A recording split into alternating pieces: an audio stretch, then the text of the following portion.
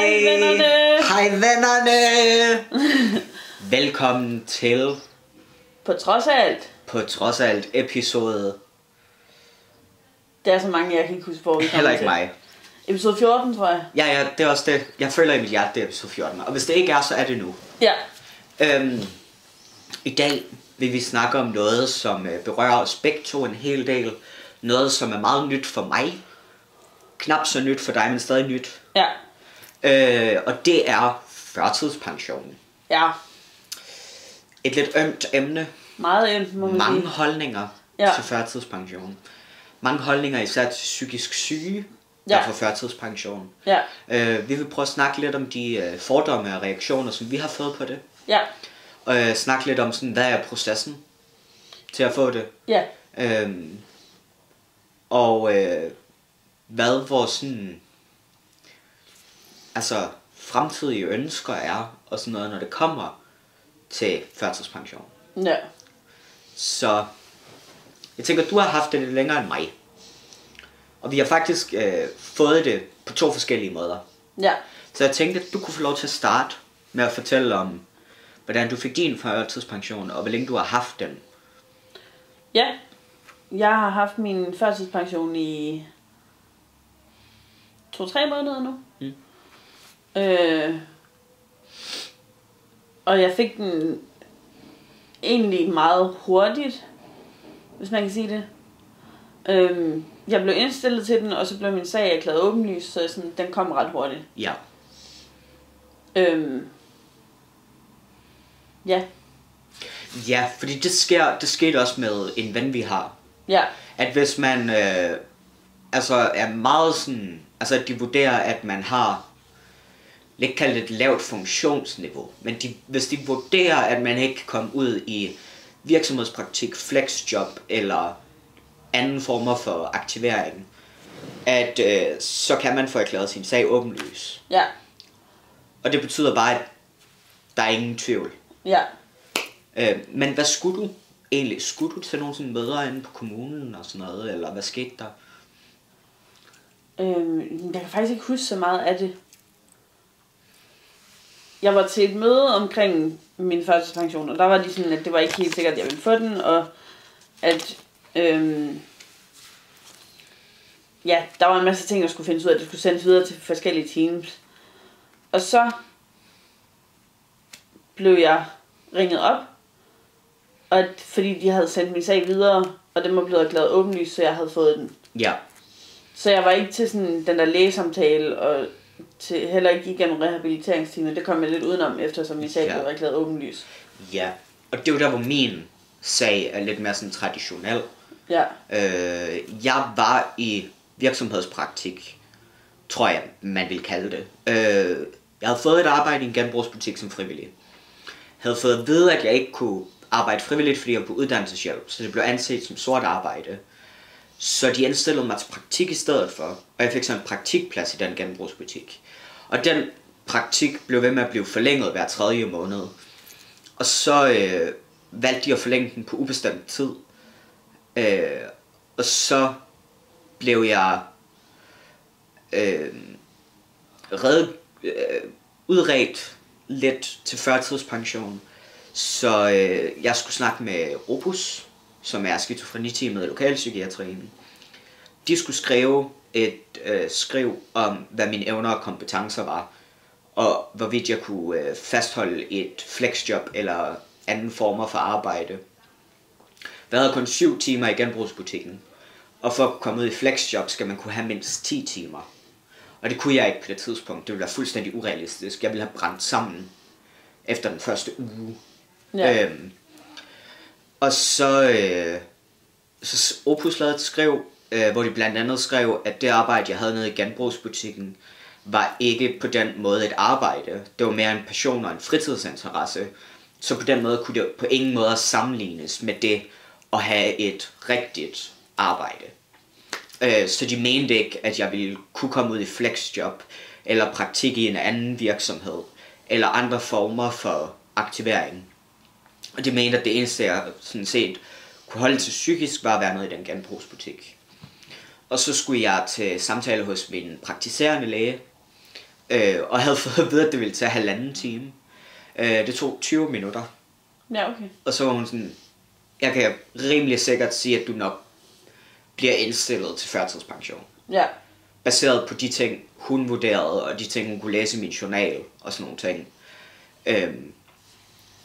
Og de ringede også til min arbejdsplads, er jeg ret sikker på, og bad dem om at komme med en udtalelse. Men der er jeg ikke helt sikker, så det kan godt være, at de ikke gjorde det. Ja.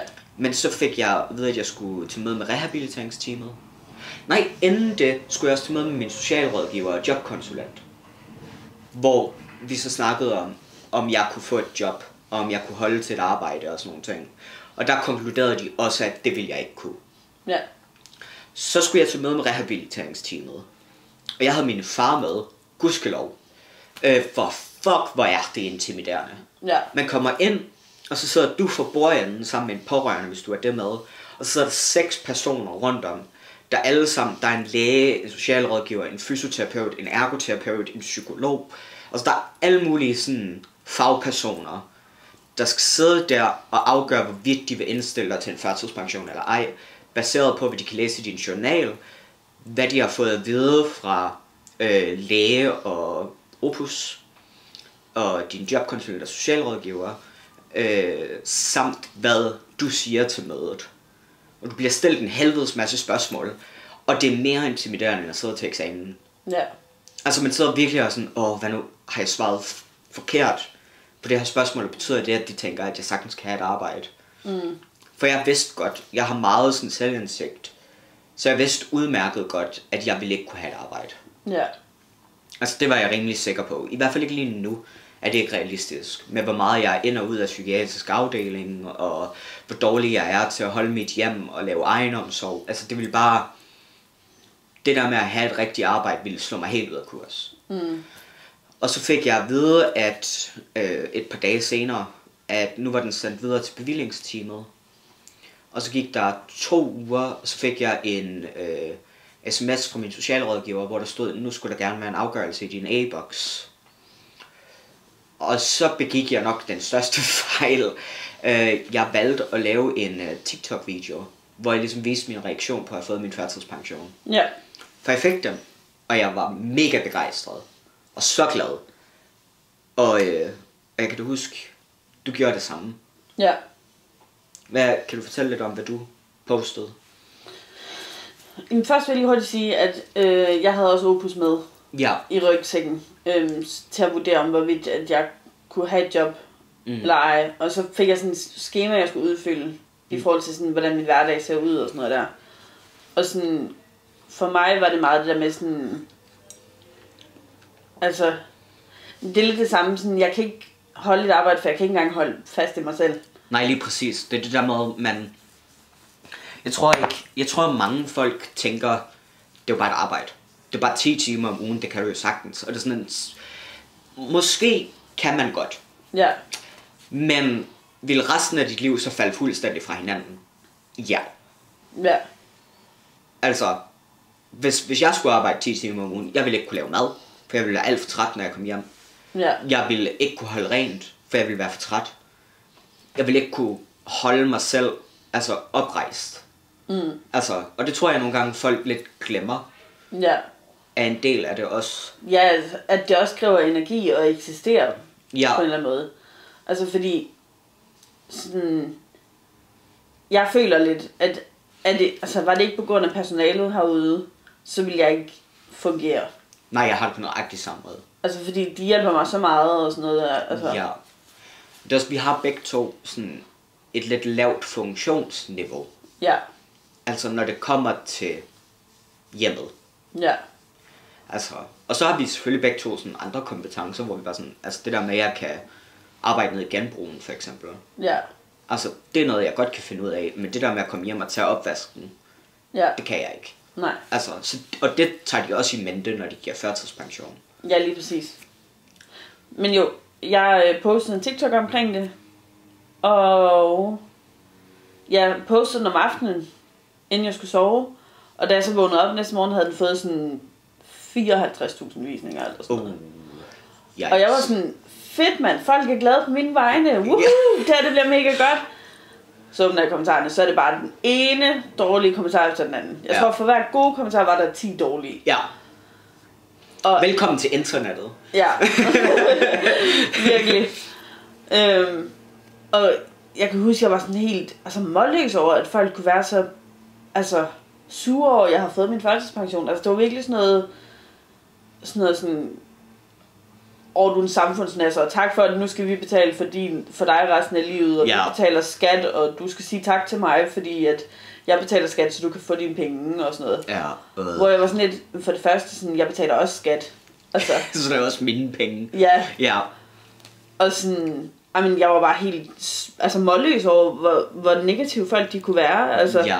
Og folk var sådan, hvis du kunne gå ned og købe en burger, fordi jeg havde lavet sådan en video, hvor jeg var sådan, okay, jeg fejrer det med en burger fra Chicago Burger. Lækkert. Og folk var sådan, hvis du kunne gå ned og hente en burger, så kunne du også gå på arbejde. Og alle sådan nogle ting, hvor jeg var sådan, jamen prøv at høre folk, det er psykisk, det er ikke fysisk. Nej. Og så kan jeg huske, du var sådan, der var jo ingen, der lyttede til, hvad jeg sagde. Nej. Og så lavede jeg en anden video, hvor jeg var sådan lidt sådan, fuck yeah-agtig, fordi jeg var sådan lidt, jeg var ret sur over, hvordan folk havde reageret. Forståeligt nok. Ja. Og der kan jeg huske, der var en, der kommenterede sådan, hvis du kan danse sådan der, fordi jeg sådan dansede rundt og var sådan, fuck you. Ja.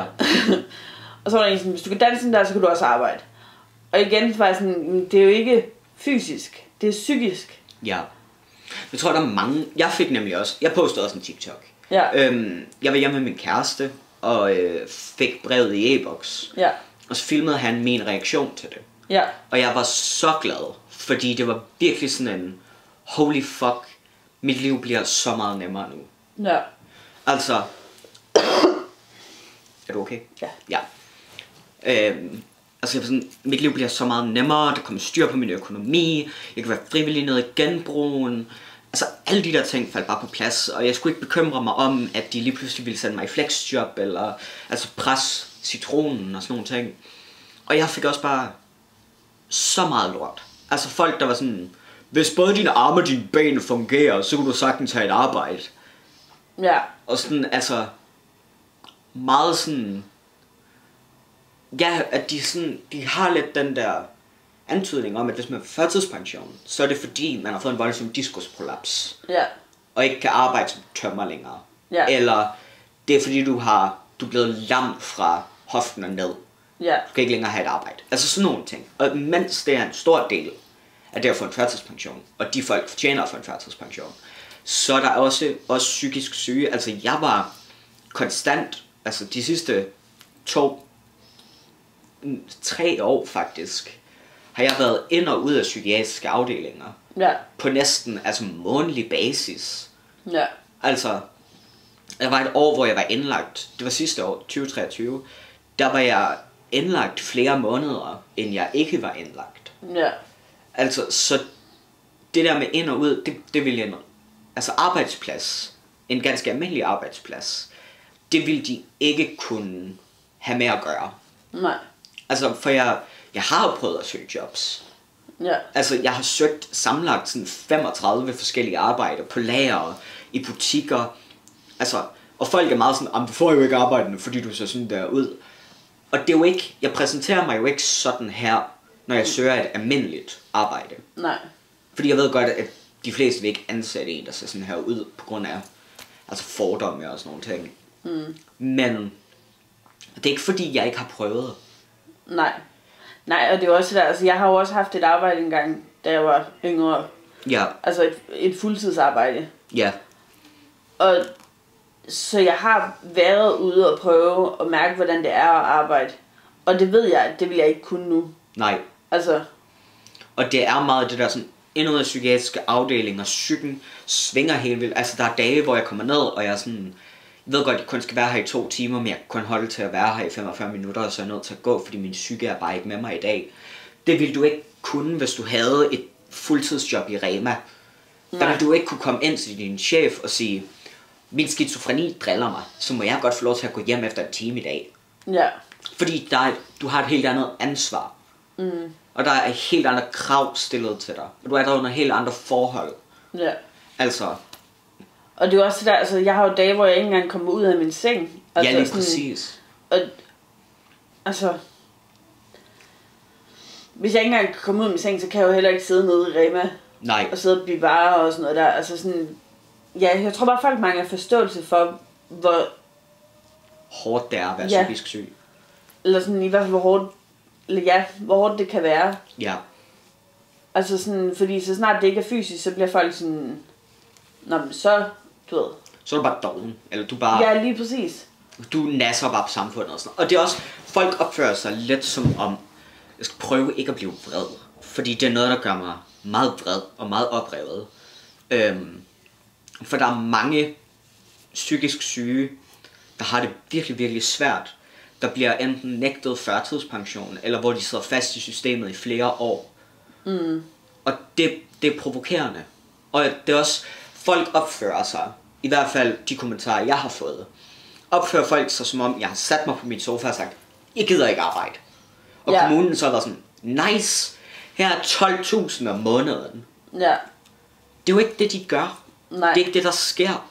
Det er en lang proces, og det kan være en lang, virkelig, virkelig ubehagelig, altså nervepirrende, altså proces, hvor du skal gøre dig selv så skrøbelig over for mennesker, du aldrig har mødt før.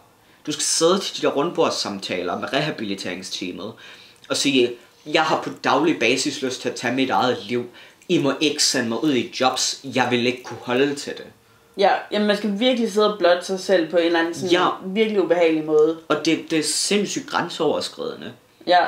Og så er der også det der med, altså, fordi det er noget, jeg kæmper meget med. Altså, jeg er samfundstaber tatoveret hen over maven, så jeg er godt klar over, altså du ved, men det der med at blive kaldt en samfundstaber og en samfundsnasser, og folk opfører sig som om, at jeg ikke kan bidrage noget som helst konstruktivt til verden omkring mig, bare fordi jeg er førtidspensionist. Ja. Altså, jeg har et job i en genbrugsbutik, hvor jeg bidrager til velgørenhed, bidrager til noget godt. Ja. Altså, bruger min energi på noget godt. Jeg er ude og holde foredrag, jeg holder taler og sådan noget. Men det koster også på psyken. Ja. Altså, selvom det er succesoplevelser, så er det fucking hårdt for mig psykisk. Altså, og ligesom dig, jeg har dage, hvor jeg ikke kan forlade min lejlighed, fordi jeg er overbevist om, at jeg bliver slået ihjel, hvis jeg går ud af døren. Ja. Altså, det der med virkelig at have en psykisk sygdom, der påvirker en til daglig. Folk kan godt finde på at ignorere det. Ja. Eller lade som om du overreagerer, eller... Ja. Altså sige, at du er bare en samfundsnæs, du skal bare ud og prøve. Ja. Jamen, og det er jo svært det der, fordi altså sådan, jeg har følelsen af, at jeg skal sådan hele tiden forklare mig selv, og hele tiden godtgøre, hvorfor at jeg har lov til at have den her sådan, førtidspension. Og det synes jeg bare er helt forkert, fordi altså sådan, som du selv siger, det er jo ikke fordi, man bare sidder på sofaen og sådan lidt, jeg gider ikke arbejde, så derfor så får jeg min førtidspension. Ja. Altså der sidder psykologer og ergoterapeuter, fysioterapeuter, altså alle dem der sidder og vurderer, at man ikke kan have et arbejde. Ja. Og det gør de jo ikke for sjov. De er jo ikke bare sådan, du får ikke. Ja. Altså sådan, der er jo en grund til det, og det er det, der irriterer mig så meget ved, at folk ikke forstår det, fordi at jeg burde ikke skulle sidde og forklare mig selv. Nej. Eller det skal jeg jo selvfølgelig til dem, og det har jeg også gjort. Men du skal ikke sidde og gøre det over for alle, der sætter spørgsmålstegn ved, hvorfor du har det. Præcis. Altså, og især det, der også altså, virkelig er frustrerende ved det, er, jeg fik en kommentar på en livestream, hvor jeg sad og drak en energidrik. Og så siger de, bruger du virkelig din førtidspension på energidrik? Altså, det er mine penge, jeg må bruge dem på, hvad der passer mig. Ja. Og så får man den der kommentar, det er ikke dine penge, det er vores penge. Og det er sådan, hvis du er sur over, at dine penge går til førtidspensionister, men samtidig går der altså flere millioner til kongefamilien, for eksempel. Altså, eller det der med sådan, skal jeg virkelig bidrage til, at du sidder hjemme og laver ingenting? Og det er sådan en, hvad nu hvis du brækker en arm, og du skal ud og have altså gips på og sådan noget? Det fucking betaler jeg også til. Ja. Altså, du ved, vi hjælper hinanden. Vi lever i et samfund, hvor vi hjælper hinanden. Ja. Altså, vi lever i et samfund, hvor vi betaler skat, sådan så vi kan hjælpe de svage i samfundet, og sådan så vi kan hjælpe altså alle i samfundet. Altså, vi bidrager alle til hinanden. Altså, og det er som om, at folk ligesom, altså hvis du ikke er tilfreds med, at du lever i et samfund, hvor vi alle sammen hjælper hinanden, og støtter op om hinanden, og altså, gør, at vi alle sammen kan være her på vores egne præmisser, sådan så vi kan leve et værdigt liv, så fucking flyt. Ja. Altså, hvorfor skal min livskvalitet være lige med 0, bare fordi jeg er psykisk syg? Ja. Altså, det der med sådan, amen, du må ikke få førtidspension, fordi du altså er psykisk syg. Det er sådan en, det er meget det der med sådan, du må ikke have livskvalitet. Ja. Altså, du må ikke have noget at leve for. Du må ikke have et godt liv. Altså, Nej. ikke engang et godt liv, du må ikke have et middelmådigt liv. Du skal have det fucking helvede til, og du skal tvinge dig selv ud i et job, som du ikke kan administrere, hvor resten af dit liv falder fuldstændig fra hinanden. Ja. Og sådan noget. Det er den ligesom melding, man får fra rigtig, rigtig mange. Ja. Og jeg synes bare, det er så, altså, det gør, jeg altså skammer mig lidt over at dele land med folk, der er så ignorante og selviske. Altså. Ja.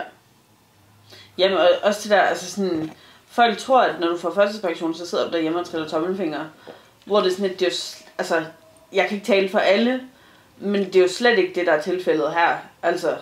Og selv hvis man gør, så er der sikkert en god grund til det. Ja, lige præcis.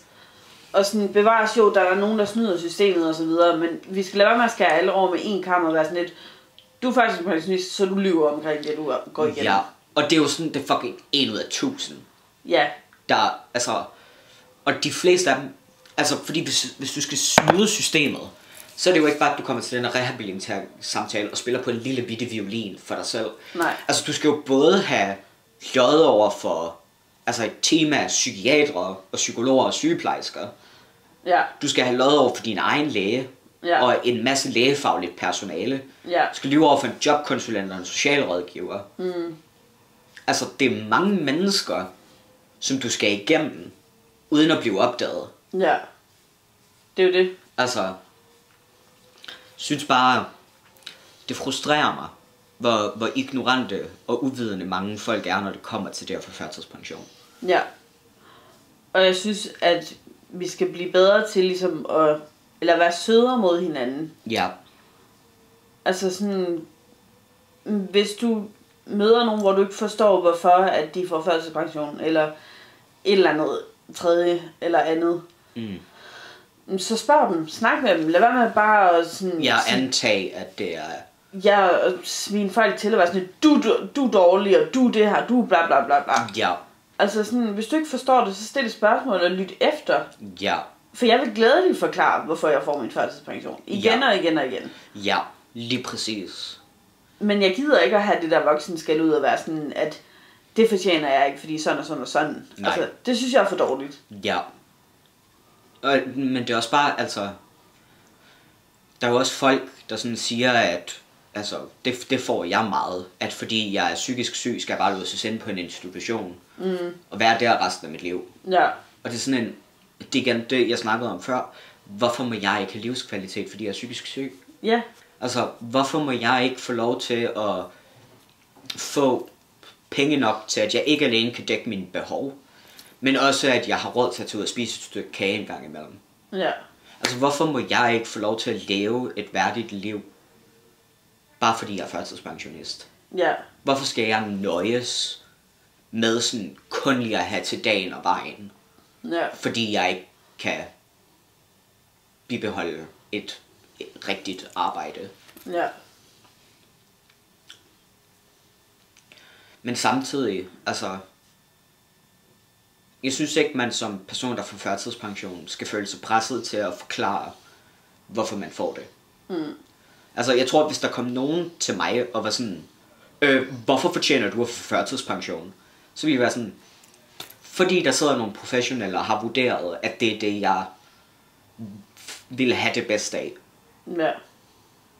Altså, Man skal ikke føle sig tvunget til at sidde der og forsvare sig selv. Altså.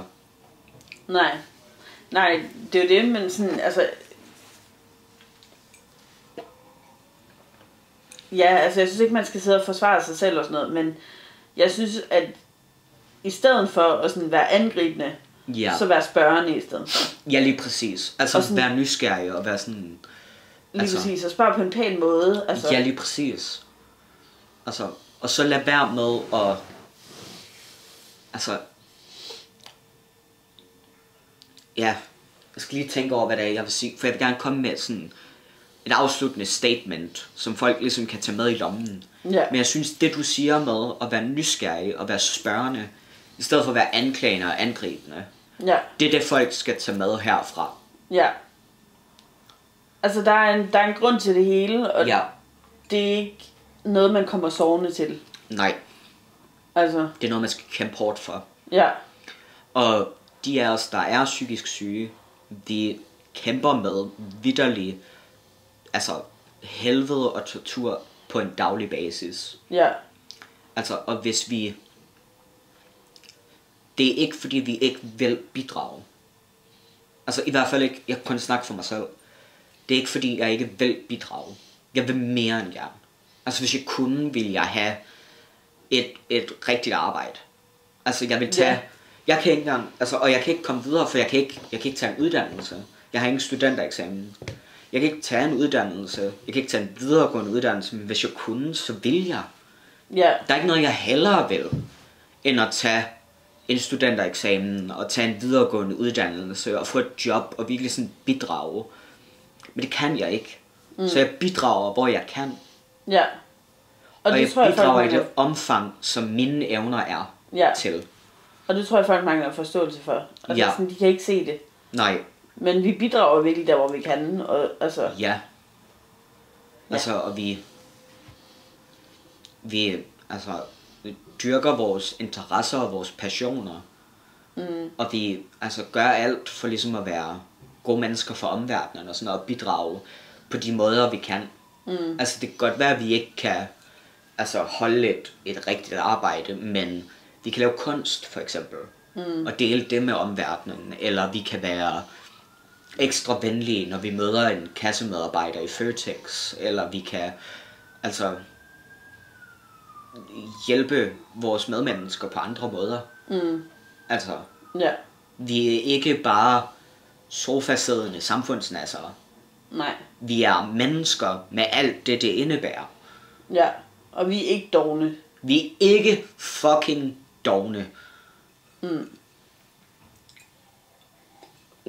Jeg tror, det er en rigtig god note at slutte den af på. Det tror jeg også. Jeg håber, I fik noget ud af den. Jeg var lidt heated i dag. Var lidt vred. Men det er fordi, det her er noget, jeg er meget passioneret omkring. Noget, der betyder meget for mig. Hvis du sidder fast i systemet, eller har haft en negativ oplevelse med førtidspension, eller hvis du har haft en positiv oplevelse med førtidspension og med rehabiliteringsteams, så del endelig. Ja. Hvis I har spørgsmål, spørg endelig. Ja. Vi svarer på de af dem, der bliver stillet på en respektfuld måde. Ja. Og vi svarer så godt vi kan. Og så vil jeg bare sige, at det er super fedt at være tilbage. Ja. Det er gået alt for lang tid. Alt for lang tid. Så hvis I også har emner, som I gerne vil høre om, måske nogle emner, vi har snakket om for et stykke tid siden, som I gerne vil have, vi tager op igen, så vil vi mægtig gerne det. Ja. Jeg ved i hvert fald, når det kommer til skizofreni og min psyke og sådan noget, har jeg flyttet mig en hel del, siden vi snakkede om det første gang. Så det kan være, at vi vender tilbage til det emne på et tidspunkt. Ja. Sådan. Jeg ved ikke, hvor vi blev cut off. Nej. Har du noget, du vil sige til slut? At jeg har fødselsdag på lørdag, så jeg vil gerne ønske mig tillykke med fødselsdag.